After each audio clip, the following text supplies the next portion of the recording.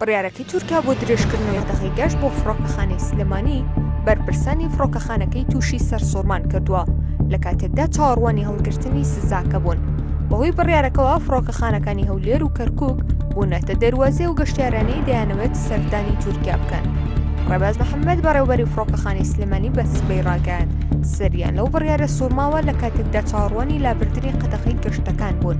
بەو پێی پرۆسەی ئاشتی لە سلێمانی وا دەستی پێکردووە. وتیشی لێک تێنەگەشتن لەسەرەوە پرسە هەیە و ناکرێت بڕیارەکە بەردەوام بێت.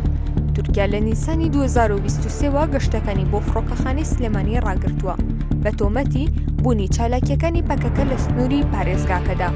هەرچەندە دەسەڵاتدارانی سلێمانی بەردەوامە و تۆمەتە ڕەت دەکەنەوە. تا ئێستا تورکیا بە فەرمی 5 جار سزاکەی درێژ کردوتەوە کە دوای ترینیان تا سەرەتای ساڵی داهاتوو بەردەوام دەبێت. دواتر ئەو وڵاتە لەسەر بنەمای هەڵسەنگاندنی نوێ بڕیار لەسەر پرسەکە دەدات. بەهۆی داخستنی ئاسمانی تورکیا بە ڕووی فڕۆکەخانەی سلێمانی گەشتەکانی فڕۆکەخانەکە بە ڕێژەی 40 کەم بووەتەوە.